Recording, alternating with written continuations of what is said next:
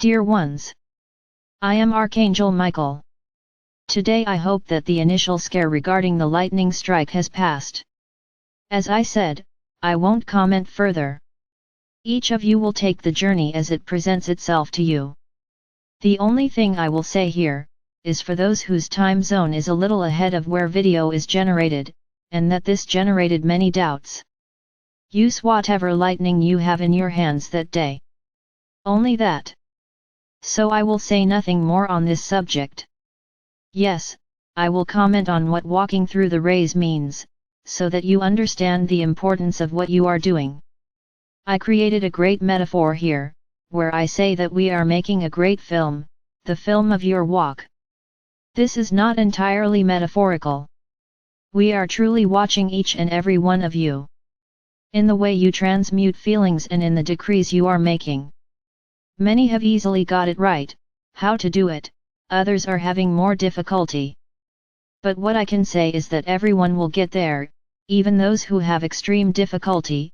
Open your hearts and ask for help from the beings above, from the beings around you.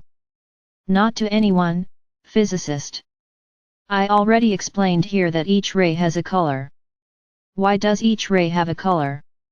Because each ray has a different frequency, it has a different action. So the way to differentiate them is through color. So it's not simply going through a shower of light, and each day receiving a different color. The color of each ray, as you meditate, stays with you until the next color emerges. So it's as if that color stayed in your body for approximately 24 hours, acting according to its purpose, the purpose of each color. So when you start on the blue ray, which is the ray of creation, of generating new movements, that ray is coupled to your aura, capturing from the universe, everything that is possible within your soul path, so that you can start something, so that you can perceive new paths, new options, new procedures, new habits, so that you can understand that the world changes all the time. So the great secret of your material life is to always put yourself in motion. What I mean by this? What a boring life it is where you wake up, and every day you make the same movement, do the same things. They go to the same job, they come back. They return home, the same discussions, the same statements, everything the same. What happens as time passes? It becomes an empty life, a dull life. Because it's as if today, you can already know what your next days will be like, for years, and that discourages you a lot. How to change this? Don't repeat the same things every day. Every day look for a new way of doing things, a new way of thinking, a new way of acting, a new way of seeing life, a new way of living. Then that boring and repetitive life starts to have a little more light. Because when you stop, to try to create something, that is evolution, this is moving forward. Now if you stay in the same place, every day, doing the same thing, it's as if you were, like that little animal that keeps running around inside the cage, running on that little wheel, thinking it's going to get somewhere, and then it won't get out. This is the feeling. You walk, and come back to the same place. Their lives move in a circle, they don't get out of it. So what's new? What is blue ray? It is this power to invent, the power to imagine, the power to modify. Because when you modify, you generate a new beginning. That changed, it stopped being that endless wheel. There may even be another training wheel, but you created something, you changed something. But you tend to have the habit of living, even in your homes, in little boxes. You get up and do the same things every day, nothing changes. So why not change? If you get up, do your hygiene, drink coffee, then take a shower, get ready. Why not get up, take a shower, clean up, get ready and then have coffee? Realize that you broke the routine is the same, in fact it is the same, but you have created a new synchrony, you have created a new path. And you may even discover that it is more pleasant than before. But when you find a way, it's over. It's the one for the rest of your life. They don't change, they don't insist on changing. Why? What feeling prevails there? Fear is always him, fear. What am I going to change for? Oh, it's going to be wrong, I'm not going to start all over again. Exactly. And then you stay on that little wheel, walking all the time, without getting anywhere, because you didn't even give yourselves the chance to try something new. Then one day you can have breakfast sitting at the table, one day you can have it in the kitchen, one day you can have it in your room. Many people see in films, having breakfast in bed and find it very interesting. Why not?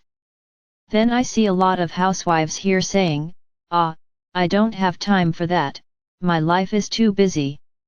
Exactly, not even you change your routine.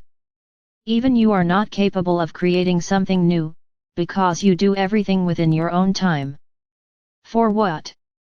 So I ask you, where are these rules written, which you follow every day? Of course, a messy house, a dirty house, does not attract good energy, because this is synonymous with negative energies, for the accumulation of negative energy, correct? But will it be a problem one day when you get out of bed and don't make it? The problem is caused if you make it a habit, because then you start to follow a strange path. But if you wake up that day, saying to yourself, today I don't do anything. Just eat, prepare my meal and nothing else. Very good. Will you be arrested for this? No, but you can't because someone might arrive. What will someone think of me? That I'm relaxed or relaxed? Are you more worried about your freedom and your life, or what the other person will think? Oh, that's not right. You are worried about what others are thinking.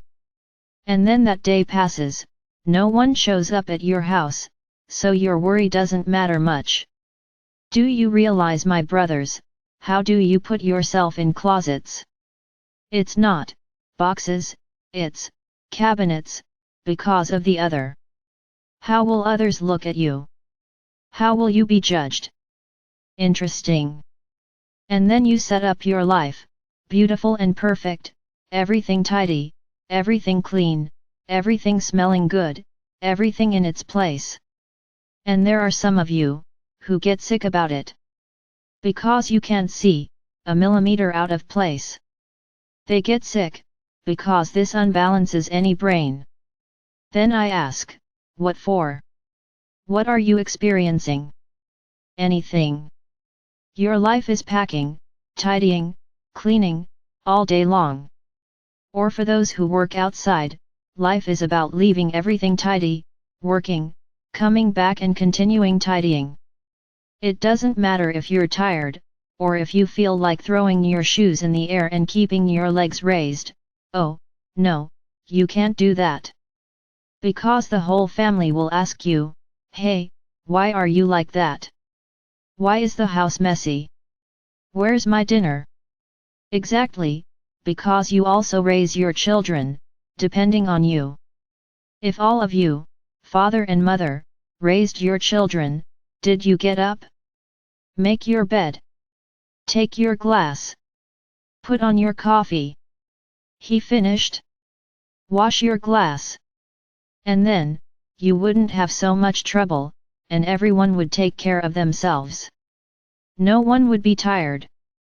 What's the difference between washing a plate, a glass, and a cutlery, than washing the dishes for the whole family? I think there is a small difference there. But you don't. There is immeasurable love. Are you a mother or a father? No, my kids won't do that. Poor. No, my children have to live their lives. This is my responsibility. Where is this written? Did Father or Mother God ever write this somewhere? Or was this imposed by those who wanted you to really only live in little boxes? Within concepts of tidiness, beauty, cleanliness, extremely exaggerated. No, I'm not saying here, for all of you to drop everything, the house becomes a big mess, dishes jammed in the sink. No, I'm not saying that. What I'm saying is that everyone has to do their part. Not just one, do everyone's part. That's not fair. But who created this? Yourselves. So now you can't complain. You raised children who were extremely dependent on everything. Yes, I can even make a reservation here, that there are many children, who were not raised like that. And I congratulate the parents, who did this, who gave their children the idea that everyone has to take care of themselves. And that everyone has to do for the whole, not just for themselves. So it's teaching a child, if he sees something wrong, he goes there and fixes it. Don't wait for mom or dad to fix it. Let him go there and fix it, take the initiative to fix it. Something out of place, he can go there and put it in place. No, the little children are all waiting for mom and dad to put everything in place and do everything. They are those lying in the hammock, drinking juice, ordering food in hand all the time. This is the generation that is there. That's why many of you just find yourself lying in a hammock, because you have no incentive to do anything. Life is wonderful. I lie in the hammock all the time. And what happens to your soul journey? Just lie in the hammock like you. Because the soul does not walk, it does not evolve.